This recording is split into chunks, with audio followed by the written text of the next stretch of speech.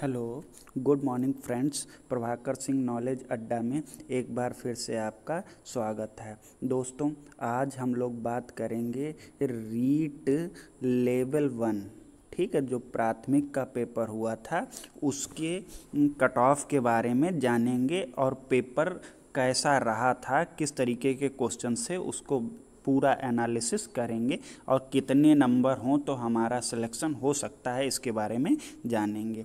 आइए बात करते हैं। जैसे कि सबसे पहली बात करी जाए, वैकेंसी जो हैं वो 31,000 के आसपास वैकेंसीज हैं। अब ये दोनों लेवल के लिए हैं, प्राइमरी लेवल के लिए भी और जूनियर लेवल के लिए भी। तो अभी उन्होंने श्योरली नहीं कहा कितनी है, फिर भी अगर हम बात मानते हैं तो 50% वैकेंसीज यानी लगभग 16,000 के आसपास वैकेंसीज प्राइमरी को मिलेंगी। और नंबर ऑफ कैंडिडेट जो अप्लाई किए थे वो 16 लाख के आसपास थे, और जिसमें से अच्छी बात ये रही है लगभग 80 से 85% अटेंडेंस रही है। ये एक बड़ी बात है। तो आइए हम हर एक सेक्शन वाइज पेपर के लेवल और उसका अटैम्प्ट कैसा रहा उसको बात करते हैं। जैसे लेवल 1 में यानी प्राइमरी वाले में कितने क्वेश्चन थे? 150 क्वेश्चन थे। कौन कौन से? साइकोलॉजी सबके पास था। लैंग्वेज 1 हम हिंदी को लेके चलेंगे।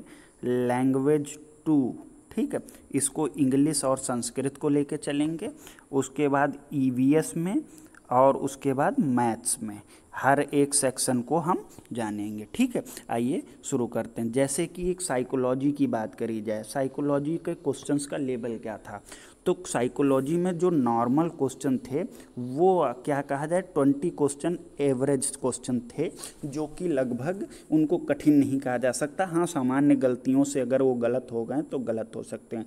जैसे 5 से 7 क्वेश्चन ऐसे थे जिनमें आप ऑप्शन एलिमिनेट नहीं कर पा रहे थे, मतलब 2-2 आंसर सही सही लग रहे थे, क्योंकि हम लोग ज़्यादातर साइकोलॉजी में फैक्ट बेसिस नहीं आते हैं, तो उनमें आपको अपना दिमाग लगाना पड़ता, तो ऑप्शन एलिमिनेट करने वाला तरीका ही सबसे बढ़िया होता है। तो 5 से 7 क्वेश्चन ऐसे थे जिनमें क्या हो रहा था कि प्रॉब्लम हो रही थी कि ये वाला सही होगा या ये वाला सही होगा। और बचे 3 से 4 क्वेश्चन ये थोड़े हम कह सकते हैं कठिन थे। तो अब जैसे 5 से 7 में किसी के 2-3 भी सही हो गए, और कठिन ये सबके लिए नहीं थे, जिसने पढ़ा है वो कर सकता है।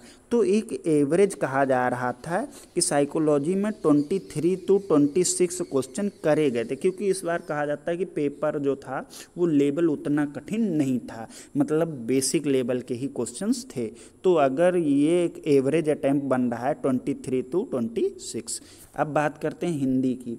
जो हिंदी थी लैंग्वेज 1 जिनकी, ठीक है, तो हिंदी में भी जो क्वेश्चंस थे, हाँ, हिंदी में मतलब कहा जा सकता है 18 से 20 क्वेश्चन तो नॉर्मली थे, उनको आराम से कर सकते थे। वो पैसेज जो मिला था वहाँ से भी 5-7 क्वेश्चन बन रहे थे उसी के सराउंडिंग।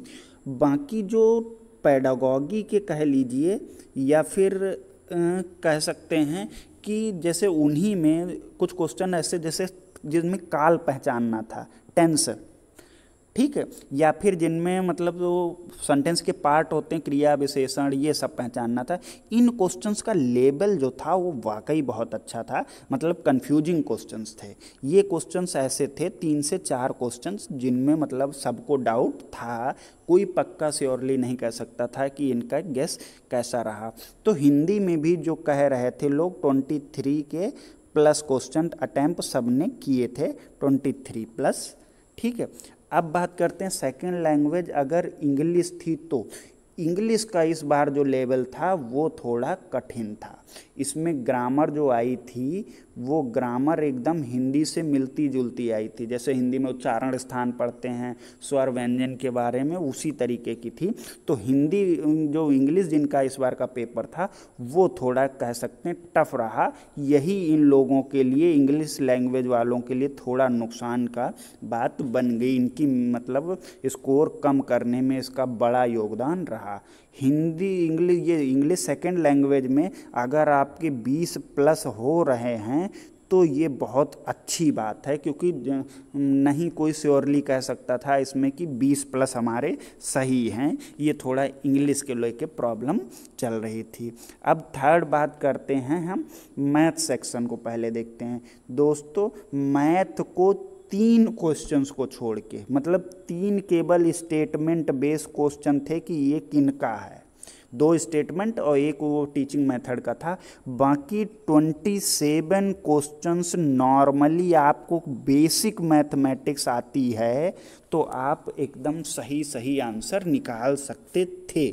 ये प्रैक्टिकल बात बताई जा रही है, ठीक है। तो अगर बिल्कुल हम कहें तो मैथ में 26 का स्कोर सबने जनरली सॉल्व किया। अगर कोई मैथ बैकग्राउंड से है तो इसने तो पक्का कर लिया, और जो नॉर्मल मैथमेटिक्स जानता है वो भी 4 से लेकर 26 तक उसका भी इसमें अटेम्प्ट रहा है। अब बात करते हैं लास्ट ईवीएस सेक्शन की। ईवीएस में देखिए इस बार की ईवीएस बड़ी अच्छी थी। 1-2 से 2 क्वेश्चन जो थे वो डेट बेस, यानी कौन सी चीज़ किस सन में हुई थी ऐसे थे। और क्या था, बाकी जो क्वेश्चंस थे वो नॉर्मल थे। अब देखिए गेम इसमें कहाँ पे हुआ, इसमें 5 से 6 क्वेश्चन जो थे सिर्फ राजस्थान जीके के थे, ठीक है। अब यही क्वेश्चंस फैक्टर डिसाइड करेंगे, क्योंकि देखिए ये जो फैक्ट बेसिस क्वेश्चंस थे ये इतने कठिन नहीं थे। एक था रेडियो वाला पूछा गया था, एक वन्य जीव वो अधिनियम कब आया था, ये 2 क्वेश्चन थे, बाकी कोई कठिन नहीं था। और नॉर्मल क्वेश्चन जो जनरली चलते हैं जैसे रक्षाबंधन का एक त्यौहार वाला था, मतलब कोई कठिन विशेष नहीं थे। लेकिन जो राजस्थान जीके के क्वेश्चन थे, जैसे ऊँटों का देवता किसे कहा जाता है, राजस्थान का कौन सा जिला सबसे ज़्यादा जिलों से सीमा बनाता है, और एक वो था एक किले का नाम दिया था चिड़ियाकूट किस किले को कहते हैं। ये ऐसे ये 5 से 6 क्वेश्चन थे जो अगर राजस्थान का ही है वहाँ का तो उसको लिए ये हो सकते हैं आसान रहे हों, पर बाहर से क्योंकि राजस्थान जीके पढ़ना इतने कम, मतलब कह सकते हैं कि 5-7 नंबर के लिए एक आदमी हिम्मत नहीं जुटा पा रहा था। तो इन्हों लोगों के ये क्वेश्चन अगर सही हो गए तब तो बहुत अच्छी बात है, नहीं ये क्वेश्चन उनके गड़बड़ा गए हैं। तो ईवीएस में जो स्कोर रहा है नॉर्मली वो 22 से 25 तक सबका रहा है। तो इस बेस पे अगर हम करके देखते हैं तो हमको एक क्या ओवरव्यू मिलता है कि लगभग 20+ तो सब में गए हैं, यानी 100 तो ये हो गए। अब जैसे कि अभी हमने बात करी मैथ में, तो हमने कहा मैथ में 24 से 26 तक किए जा सकते हैं, यानी 4 से 6 क्वेश्चन। ईबीएस में भी 24 to 25 था, यानी ईबीएस से भी हम 5 क्वेश्चन निकाल सकते हैं, 4 से 5 मान लीजिए। हिंदी में भी हमने कहा था कि 22 से 24 मान लेते हैं, तो हिंदी में भी 3 निकाल। इंग्लिश में 1 मान लीजिए, आप प्लस कर सकते हैं, ठीक है। इंग्लिश में 1, और एक था साइकोलॉजी, उसमें भी 4 से 5 क्वेश्चन निकाल सकते हैं। तो अब ये देखिए 6 4 10, 5 3 8 1 9, यानी 10 और 9 19। तो अगर कोई 109 से 122 के आसपास जा रहा है तो उसकी पॉसिबिलिटी अच्छी है। अब जिन लोगों को ये कट ऑफ 100 यानी 18+ से 122 के आसपास, ये जिन लोगों, बहुत लोग ऐसे होंगे जो कहेंगे ये कम बता रहे हैं, कट ऑफ इससे ज़्यादा जाएगी। देखिए क्या होता है, जब हम एग्ज़ाम हॉल में बैठे होते हैं तो हमको सारे आंसर सही लगते हैं। अब जैसे ही हम एग्ज़ाम हॉल के बाहर आते हैं, 1-2 क्वेश्चन हमारे मन में डाउट शुरू हो जाता है। वो जैसे ही हम थोड़ी देर रेस्ट करते हैं उनका डाउट क्लियर हो जाता है कि ये हमारा क्वेश्चन गलत हो गया। थोड़ा और समय गुजरता है और डाउट वाले क्वेश्चन कम हो जाते हैं। मतलब धीरे धीरे जैसे आपका टाइम गुजरता जाएगा, आप जितनी बार पेपर को एनालिसिस करेंगे, हर बार एक ना एक क्वेश्चन ऐसा मिलेगा जो आपको लगेगा कि हाँ यार ये हमने गलत कर दिया है।